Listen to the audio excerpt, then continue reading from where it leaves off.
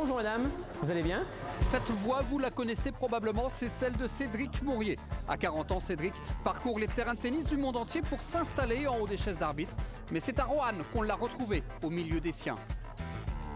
C'est vrai que je papillonne, je vais voir à droite, à gauche, j'aime bien. Puis tu sais, je vois pas les gens souvent, alors je suis content quand je reviens d'aller les voir, demander.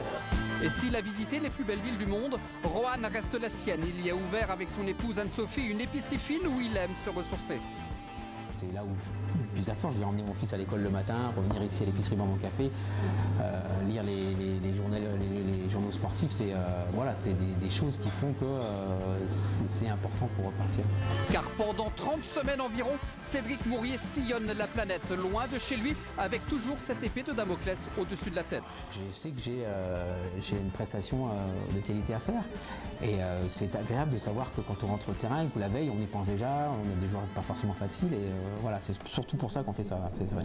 6 mois après avoir été embauché dans une banque avec un plan de carrière garanti, Cédric Mourier a préféré une vie de nomade. Aujourd'hui, il a arbitré plus de 3000 rencontres, dont 3 finales à Roland-Garros.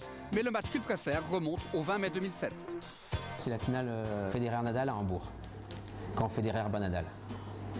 Avec Nadal et Federer, on a toujours l'impression qu'on fait des parties de l'histoire.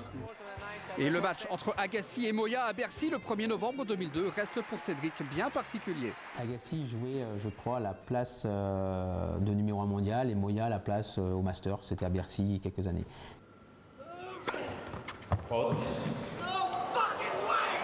Et ça a été des petits cauchemars. André, come on, I mean, understand.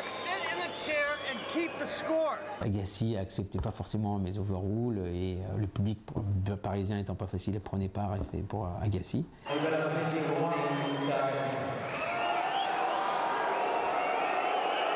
C'est pas mon cauchemar, mais un peu quand même.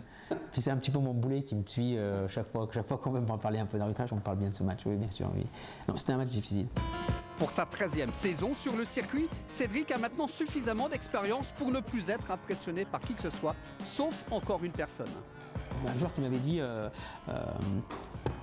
mais n'aie pas peur de lui, c'est pas parce qu'il est numéro 2 ou numéro 3, il y a une personne dont j'ai peur, c'est pas un joueur, c'est mon épouse. Il y a un problème? Du tout. J'ai juste besoin du bloc.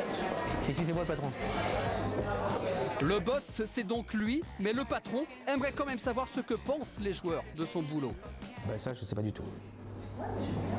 C'est un peu notre souci, on aimerait bien savoir. On aimerait bien que tous les joueurs ils fassent un classement.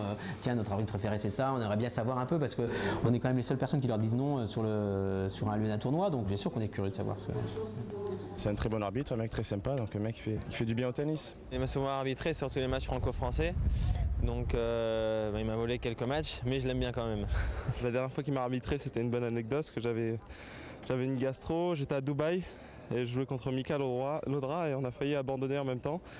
Et au moment où Mika il dit bon bah j'arrête, moi je le regarde, il me dit ah non voilà vous arrêtez pas en même temps et du coup on a bien rigolé. C'est vrai que voilà, avec Cédric ça se passe toujours bien.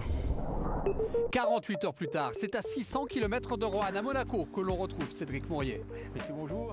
Il a désormais endossé son costume d'arbitre professionnel. Voilà, l'épicerie c'est terminé maintenant. Mon vrai travail, arbitre. Je suis à Monaco cette semaine. Donc on se retrouve sur les cours très rapidement. Aujourd'hui j'ai 2 matchs je crois. 2 matchs de simple. Commençant premier match à 11h et puis après un match plus tard sur le Cours des Princes. C'est surtout les premiers matchs sont abattus donc c'est surtout important de vite se recadrer avec les procédures, avec les techniques et tout ça. Donc ça va être important. Mais qu'est-ce qui peut bien un jour pousser à devenir arbitre? Parce qu'on aime le tennis. Déjà un petit peu, on aime la compétition, on a soi-même joué, on a soi-même fait de la compétition, donc on essaye et puis on prend goût, on prend goût à cette fonction d'arbitre sur un cours. C'est un petit peu la personne qui dirige tout ça, qui s'occupe de tout ça, qui s'occupe de tout ce qui devient. Et quand les joueurs sont contents, que vous serrez la main, que tout s'est bien passé, c'est un sentiment un petit peu de travail bien accompli.